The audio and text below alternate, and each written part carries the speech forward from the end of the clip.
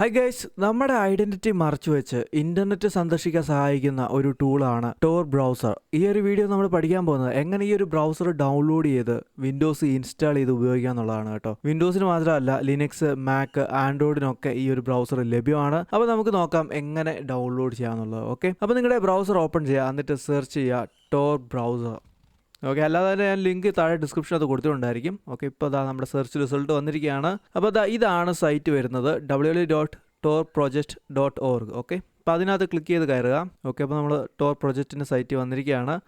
അപ്പോൾ ഇവിടെ താഴോട്ട് സ്ക്രോൾ ചെയ്യുക. അപ്പോൾ ഇവിടെ നമുക്ക് കാണാൻ പറ്റും വിൻഡോസിലുള്ള വേർഷൻ ഉണ്ട്, മാക്കിനുള്ളതുണ്ട്, ലിനക്സിനുള്ളതുണ്ട്, ആൻഡ്രോയിഡ് ഉണ്ട്. ഓക്കെ, അപ്പോൾ ഇതിലേതാണ് നിങ്ങളുടേത് അതനുസരിച്ച് നിങ്ങൾ ഡൗൺലോഡ് ചെയ്യുക കേട്ടോ. അപ്പോൾ ഞാനിവിടെ വിൻഡോസിൻ്റെ ഡൗൺലോഡ് ചെയ്യാൻ പോകുന്നത്. അപ്പോൾ തീർച്ചയായിട്ടും ഡൗൺലോഡ് ഫോർ വിൻഡോസ് എന്ന് ക്ലിക്ക് കൊടുക്കുന്നു. അധികം വൈകാതെ ഡൗൺലോഡ് സ്റ്റാർട്ട് ആവുന്നതായിരിക്കും.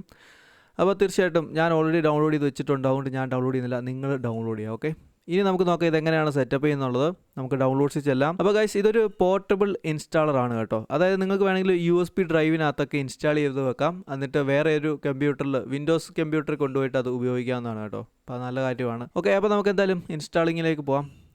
ഓക്കെ കൊടുക്കാം. ഓക്കെ, ഇവിടെ നിങ്ങൾക്ക് ഡെസ്റ്റിനേഷൻ ചൂസ് ചെയ്യാവുന്നതാണ്. ഇപ്പോൾ ഡെസ്ക്ടോപ്പാണ് ഡെസ്റ്റിനേഷൻ വരുന്നത്. ഓക്കെ, അപ്പോൾ ഞാൻ എന്തായാലും ഇൻസ്റ്റാൾ കൊടുക്കുകയാണ്. അധികം വൈകാതെ ഇൻസ്റ്റാൾ ആവും. ഓക്കെ, അപ്പോൾ എൻ്റെ ഈ ഫയൽ മാനേജർ ക്ലോസ് ചെയ്യാം. ഓക്കെ, അപ്പോൾ ഇൻസ്റ്റാൾ കംപ്ലീറ്റ് ആയിരിക്കുകയാണ് കേട്ടോ. അപ്പോൾ ഇവിടെ add start menu and desktop icons ഒന്നുമില്ലേ, ഇത് അൺടിക്ക് ചെയ്യരുത്, ഇത് ടിക്ക് ചെയ്ത് വെച്ചേക്കാം. റൺ ടോർ ബ്രൗസർ അത് ടിക്ക് ചെയ്ത് വെച്ചേക്കാം. ഓക്കെ, അപ്പോൾ ഈ ഒരു ഓപ്ഷൻ ഉള്ളതുകൊണ്ട് തന്നെ നിങ്ങൾക്ക് പിന്നീട് ഈ സ്റ്റാർട്ടിൽ വന്നിട്ട് സെർച്ച് ചെയ്യാൻ പറ്റും ടോർ ബ്രൗസർ. ഓക്കെ, എന്തായാലും ഫിനിഷ് കൊടുക്കാം. ഓക്കെ, ഇതാ നമ്മുടെ ടോർ ബ്രൗസർ ഓപ്പൺ ആയേക്കാണ്. ഇനി നമ്മുടെ ഐഡൻറ്റിറ്റി മറയ്ക്കാനായിട്ട് എന്ത് ചെയ്യണം?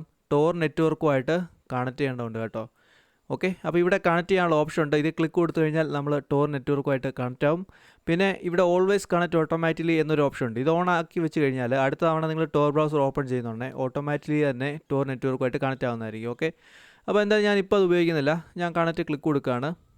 അപ്പോൾ അധികം വൈകാതെ ടോർ നെറ്റ്വർക്കുമായിട്ട് കണക്ട് ചെയ്യുന്നതായിരിക്കും. അപ്പോൾ നിങ്ങളുടെ ഇൻ്റർനെറ്റിൻ്റെ വേഗത അനുസരിച്ചിരിക്കും കേട്ടോ. ഓക്കെ ഗൈസ്, അപ്പോൾ അങ്ങനെ നമ്മൾ ടോർ നെറ്റ്വർക്കുമായിട്ട് കണക്റ്റ് ആയിരിക്കുകയാണ്. അപ്പോൾ ഇവിടെ കണക്റ്റഡ് എന്ന് എഴുതി കാണിച്ചത് നിങ്ങൾക്ക് കാണാൻ പറ്റും അല്ലേ. ഓക്കെ, അപ്പോൾ ഇത് ക്ലോസ് ചെയ്യാം. ഇനി നമുക്ക് സെർച്ചിങ് തുടങ്ങാവുന്നതാണ്. അപ്പോൾ നമ്മുടെ ഡിഫോൾട്ട് സെർച്ച് എഞ്ചിൻ എന്ന് പറയുന്നത് DuckDuckGo ആണ് കേട്ടോ. തീർച്ചയായിട്ടും നമ്മുടെ IP അഡ്രസ്സ് എന്താണെന്ന് അറിയാനുള്ള സെർച്ചിങ് ഒന്ന് നടത്തി നോക്കാം. My IP അഡ്രസ്സ് എന്ന് അടിക്കാം. അപ്പോൾ ഇഷ്ടംപോലെ IP അഡ്രസ്സ് കാണിക്കുന്ന സൈറ്റുകളുണ്ട് കേട്ടോ. പേടിക്കേണ്ട, നമ്മുടെ ഒറിജിനൽ IP അഡ്രസ്സ് അല്ല അവർ കാണിക്കുക.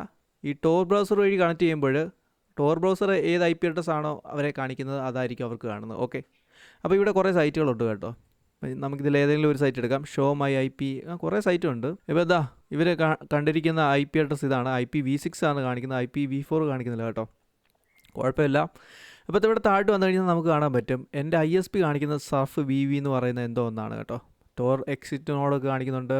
മാർസ്ത സിറ്റി, അതൊക്കെ ഏത് സ്ഥലമാണ് ആർക്കറിയാം. സ്റ്റോക്ക്ഹോം കൗണ്ടി സ്വീഡനാണ് കേട്ടോ ഗൈസ് കാണിക്കുന്നത്. തീർച്ചയായിട്ടും എൻ്റെ ISP BSL ആണ്, ഞാൻ ഇരിക്കുന്നത് കേരളത്തിലാണ്, അതൊരു വേറെ കാര്യം. അപ്പോൾ നിങ്ങൾ ഏതൊരു സൈറ്റിൽ ചെന്ന് കഴിഞ്ഞാലും ഇങ്ങനെ ഈ IP അഡ്രസ്സൊക്കെ ആയിരിക്കും കാണിക്കുന്നത്. ഓക്കെ, അതേ ഉള്ളൂ കാര്യം. അങ്ങനെ ഇനി നമ്മളെ ആർക്കും ട്രേസ് ചെയ്യാൻ പറ്റില്ല എന്ന് വേണമെങ്കിൽ പറയാം. ഓക്കെ, ഇനി നിങ്ങൾക്ക് പുതിയ IP അഡ്രസ്സ് വേണമെങ്കിൽ എടുക്കാൻ പറ്റും. ഇവിടെ മുകളിൽ വന്നു കഴിഞ്ഞാൽ ഈ ഒരു ടോർ സർക്യൂട്ട് എന്ന് പറയുന്ന ഒരു ഓപ്ഷനാണ് കേട്ടോ. അതിൽ ക്ലിക്ക് കൊടുക്കുക. ഇവിടെ new Tor circuit for this site എന്ന് ക്ലിക്ക് കൊടുത്താൽ മതി. അധികം വൈകാതെ നമ്മുടെ IP അഡ്രസ്സ്, അതായത് അവർ കാണുന്ന നമ്മുടെ IP അഡ്രസ്സ് മാറുന്നതായിരിക്കും. ഓക്കെ, ഇപ്പോൾ കണ്ടില്ലേ എൻ്റെ IP അഡ്രസ്സ് മാറിയിരിക്കുകയാണ്. V6 മാത്രമേ കാണിക്കുന്നുള്ളൂ അല്ലേ, V4 കാണിക്കുന്നില്ല. V4 കാണിക്കുന്ന ചില സൈറ്റുകളുണ്ട് കേട്ടോ. എന്തായാലും ഞാൻ അതിലേക്ക് പോകുന്നില്ല. ഇപ്പോൾ ദാ വേറൊരു സ്ഥലമാണ് കാണിക്കുന്നത്, അസോസിയേഷൻ ഗിറ്റ് ഗേ എന്ത് പറയുന്നത് വായിക്കാൻ പറ്റുന്നില്ല. ഓക്കെ, എന്തായാലും ആയിക്കോട്ടെ ഗൈസ്. അപ്പോൾ നിങ്ങൾക്ക് മനസ്സിലായല്ലോ എങ്ങനെയാണ് ടോർ ബ്രൗസർ ഉപയോഗിക്കുന്നുള്ളത്. ഇനി നിങ്ങൾക്ക് എന്ത് സെർച്ചിങ്ങും നടത്താം. സൈറ്റുകൾക്കൊന്നും പറയാൻ പറ്റില്ല നിങ്ങളുടെ ഒറിജിനൽ IP എന്താണെന്നുള്ളത്. ഓക്കെ, ഇവിടെ അതല്ലാതെ ഒരു സൈറ്റിനല്ലാതെ തന്നെ പൂർണ്ണമായിട്ട് നിങ്ങൾക്ക് ഫുള്ളായിട്ട് പുതിയ ഐഡൻറ്റിറ്റി എടുക്കാൻ പറ്റും. ഇവിടെ ഒരു ഓപ്ഷൻ ഉണ്ട്, ന്യൂ ഐഡൻറ്റിറ്റി എന്ന് പറഞ്ഞിട്ടുണ്ട്. അല്ലാതെ ഇവിടെ വന്നു കഴിഞ്ഞാൽ ന്യൂ ഐഡൻറ്റിറ്റിക്കുള്ള ഓപ്ഷൻ ഉണ്ട് കേട്ടോ. അത് ക്ലിക്ക് കൊടുത്തു കഴിഞ്ഞാൽ ടോർ ബ്രൗസർ റീസ്റ്റാർട്ട് ആവും, പിന്നെ ടോർ നെറ്റ്വർക്കുമായിട്ട് കണക്റ്റ് ആവും. അപ്പം പുതിയൊരു IP നമുക്ക് കിട്ടുന്നതായിരിക്കും. എന്നിട്ട് നമുക്ക് സെർച്ച് ചെയ്ത് തുടങ്ങാം. ഓക്കെ, എന്തായാലും ഗൈസ്, സ്കൂൾ സെർച്ചിങ്ങിലേക്കൊന്നും ഞാൻ കിടക്കുന്നില്ല, നിങ്ങൾ സെർച്ച് ചെയ്യുക. ഇനി ചെയ്യരുതാത്ത കുറേ കാര്യങ്ങളുണ്ട്, അത് എന്തൊക്കെയാണെന്നുള്ളത് നോക്കാം. ഇത്രയാണ്. ഒന്നാമത്തെ കാര്യം, നിങ്ങളുടെ പേഴ്സണൽ ഡീറ്റെയിൽസ് ഒരു സൈറ്റുമായിട്ട് ഷെയർ ചെയ്യരുത്. മനസ്സിലായില്ലേ? ഇമെയിൽ ആയാലും ഒന്നും ഷെയർ ചെയ്യരുത്.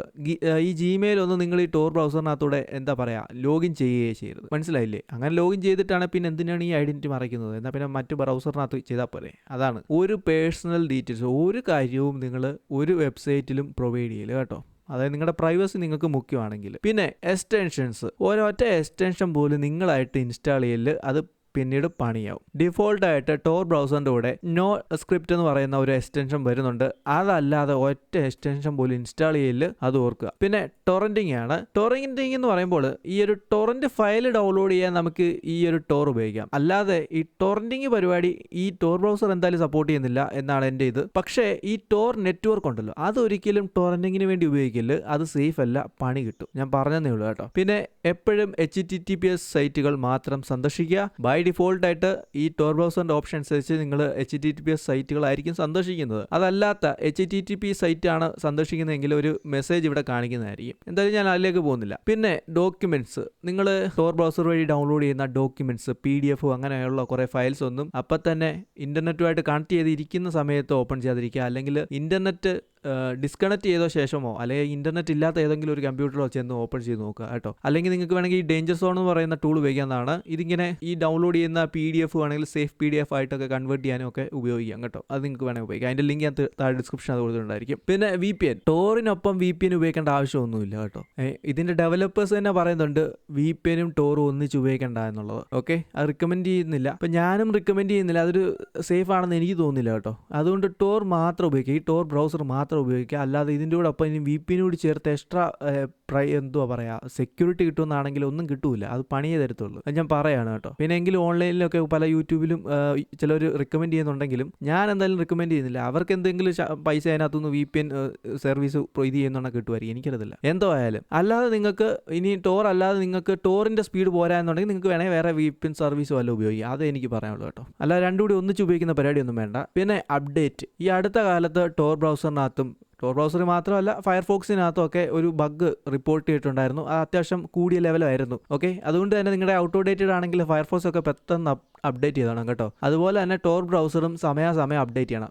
ഈ ടോർ ബ്രൗസർ മാത്രമല്ല, നിങ്ങളുടെ ഇരിക്കുന്ന ഏത് പ്രോഗ്രാമും സമയാസമയം അപ്ഡേറ്റ് ചെയ്തുകൊണ്ടിരുന്നോണം കേട്ടോ. പിന്നെ പൈറസി ഗൈസ്, സോഫ്റ്റ്വെയർ ഒന്നും പൈറേറ്റ് ചെയ്യാതിരിക്കുക. നിങ്ങളെ കൊണ്ട് താങ്ങാൻ പറ്റത്തില്ല എന്ന് തോന്നിക്കഴിഞ്ഞാൽ തീർച്ചയായും നിങ്ങൾ അതിന് പറ്റിയ ഓൾട്ടർനേറ്റീവ് ഓപ്പൺ സോഴ്സ് ആയിട്ടുള്ളതും ഫ്രീ ആയിട്ടുള്ള സോഫ്റ്റ്വെയറുകൾ സെർച്ച് ചെയ്ത് നോക്കുക. എന്നിട്ട് അത് ഉപയോഗിക്കുക. സോഫ്റ്റ്വെയർ പൈറസി ചെയ്യരുത്. കാരണം അതുവഴി ചെയ്തിട്ട് നിങ്ങൾ കീലോഗറോ വല്ല വൈറസോ നിങ്ങളുടെ കമ്പ്യൂട്ടറിനകത്ത് ഇൻസ്റ്റാൾ ചെയ്ത ശേഷം ഈ ഒരു ടൂൾ ഉപയോഗിക്കുന്നതിൽ വല്ല അർത്ഥമുണ്ടോ? ഒന്നുമില്ല. കുറച്ചും കൂടി പ്രൈവസി നിങ്ങൾ ആഗ്രഹിക്കുന്നുണ്ടെങ്കിൽ ഏതെങ്കിലും ലിനക്സ് ഓപ്പറേറ്റിംഗ് സിസ്റ്റം ഉപയോഗിക്കാം. അല്ലെങ്കിൽ ടെയിൽസ് എന്ന് പറയുന്ന ഓപ്പറേറ്റിംഗ് സിസ്റ്റം ഉപയോഗിക്കാം. ഇത് പെൻ ഡ്രൈവിനകത്ത് ഇൻസ്റ്റാൾ ചെയ്ത് ഉപയോഗിക്കാവുന്ന ഒരു ഓപ്പറേറ്റിംഗ് സിസ്റ്റമാണ് കേട്ടോ. പിന്നെ വേറൊരു കാര്യമുണ്ട്, ഞാൻ ഒന്ന് കാണിച്ചു തരാം. അപ്പം ഞാൻ ഗെയിമിംഗ് ഒന്ന് സെർച്ച് ചെയ്യട്ടെ. അതായത് നിങ്ങൾ ഫുൾ സ്ക്രീനിൽ ഇടുന്നുണ്ടെങ്കിൽ നിങ്ങൾ സൈറ്റുകൾ ഇങ്ങനെ ആയിരിക്കും കാണിക്കുന്നത്.